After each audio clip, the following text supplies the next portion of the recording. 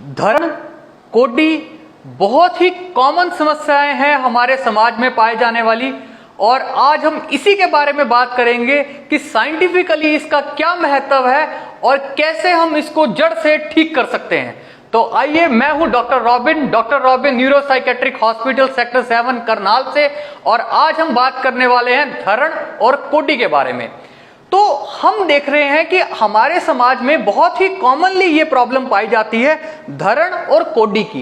ये समस्या में सबसे पहले हम ये जानते हैं कि होता क्या है, किन सिम्टम्स के साथ, किन लक्षणों के साथ पेशेंट हमारे पास आता है। तो बहुत ही कॉमन जो इसके अंदर सिम्टम होता है कि पेट में खिंचाव रहता है, पेट जो है हमारा ठीक नहीं रहता, पेट में बदहजमी रहती है, लैट्रिन बार बार जाना पड़ता है, या कब्जी रहती है, लैट्रिन खुल के नहीं आती है। तो सबसे पहला है कि पेट में खिंचाव रहता है, लैट्रिन खुल के नहीं आती है, या लैट्रिन बार बार कुछ भी खाते सार लैट्रिन करने जाना पड़ता है। तो ये समस्या हो सकती है।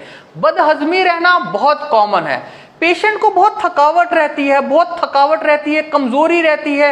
पेशेंट अगर थोड़ा सा भी चल लेता है तो पेशेंट को लगता है मैं थक गया हूं, और अपने अंदर ही शारीरिक रूप से पेशेंट अपने अंदर कमजोरी महसूस करने लग जाता है। बहुत सारी शारीरिक कमजोरियां पेशेंट को इसके अंदर रहने लग जाती हैं। पेट साफ ना होने के साथ साथ, बदहजमी रहने के साथ साथ, पेट में खिंचावट रहने के साथ साथ, पेट के फूल जाने के साथ साथ ऐसा हो सकता है। बहुत सारे पेशेंट्स को यह भी देखा जाता है कि कई बार ही घबराहट और बेचैनी भी रहती है जब जिस भी पेशेंट को धरण या कोडी की समस्या होती है। तो अब हम जानते हैं कि ये धरण और कोडी की समस्या जो होती है ये पैदा कैसे होती है, इसके अंदर पेट में होता क्या है। देखिए, यहां हमारा होता है स्टमक, यहां हमारा स्टमक होता है। स्टमक का जो खाना है वो हमारे इंटेस्टाइन में जाता है, बड़ी आंत और छोटी आंत में जाता है, और वहां से ये निकलता है।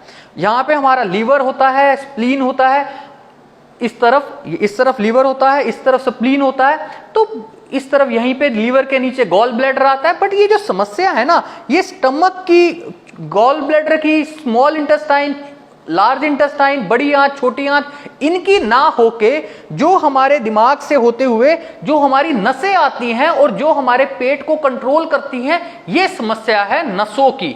इसके अंदर अगर हम पेट का अल्ट्रासाउंड करते हैं धरण के अंदर, कोडी के अंदर, तो अल्ट्रासाउंड बिल्कुल नॉर्मल आता है।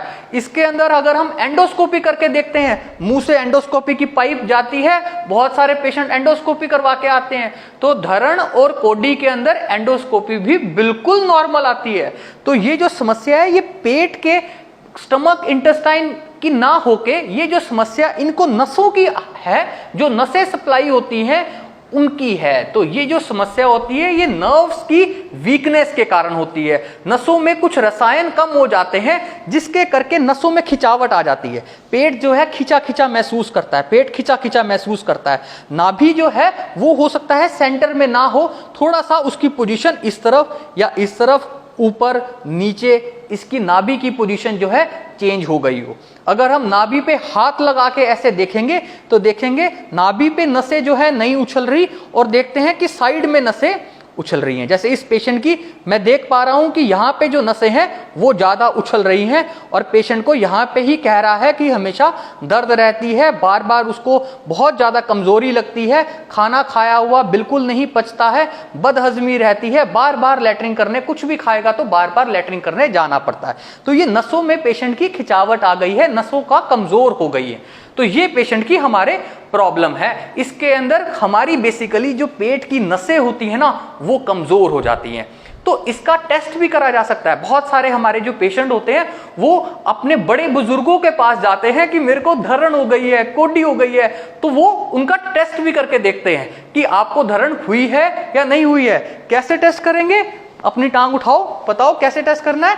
ये जो है, ये जो अंगूठा है वो देखते हैं, ये मुंह पे लगा के देखते हैं कि यहाँ पे खिंचावट आई है या नहीं आई है।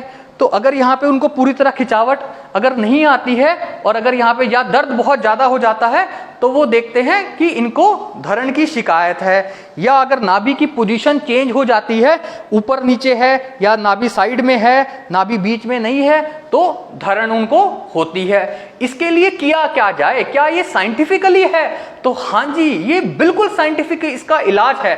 Being a MBBS MD doctor मैं बता सकता हूं कि ये जो धरण होती है ये नसों की प्रॉब्लम के कारण है। तो आज के टाइम में नसों का बहुत अच्छा उपचार उपलब्ध है। तो कैसे पेशेंट ठीक हो सकते हैं? पहले तो सबसे पहले पेशेंट को इसके लिए अपना खान पान का सुधार करना बहुत जरूरी है। पेशेंट को चाहिए कि वो सुबह रात को टाइम पर सो जाए, सुबह जल्दी उठे और सुबह व्यायाम करे, एक्सरसाइज करे, मेडिटेशन करे, योगा करे। इससे हमारे शरीर की नसें बहुत मजबूत होती हैं योगा करने से।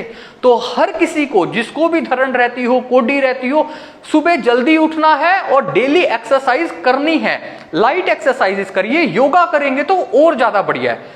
खान पान का भी इसमें बहुत ख्याल रखना पड़ता है। हमको मीठा ज्यादा नहीं खाना है, हमको तला हुआ नहीं खाना है, हमको बाहर की चीजें नहीं खानी है, और हमको कोई भी जो चीज है जो हमें हमारे शरीर में मीठा या कह लो कि बहुत ज्यादा अगर हमारे शरीर में गर्मी पैदा करती है, वो सब चीजों का भी परहेज करना है। और अगर ये सब करने के बावजूद भी किसी भी पेशेंट को धरण की फिर भी समस्या रहती है, ठीक करवा लिया, अपने बड़े बुजुर्ग के पास चले गए, खान पीन में भी बर्ताव हमने परहेज कर रहे हैं, हम डेली योगा भी कर रहे हैं, और अगर फिर भी रह रहा है और बार बार ये समस्या होती है, तो हमें डॉक्टर के पास जाना है। कौन से डॉक्टर के पास जाना है, इसके लिए ये जानना बहुत जरूरी है। हमको ना नसों के डॉक्टर के पास जाना है, हमको न्यूरोसाइकेट्रिस्ट के पास जाना है अगर हमको धरण या कोडी की समस्या रहती है। और अगर हम उनके पास जाएंगे तो वो जल्दी इस चीज का इलाज कर पाएंगे और ये समस्या पूरी हद तक एकदम से ये ठीक हो जाती है। तो अगर किसी को भी ये समस्या है तो अपने नजदीकी डॉक्टर के साथ मिलिए और जो मैंने परहेज कहे हैं वो जरूर करिए। नमस्कार।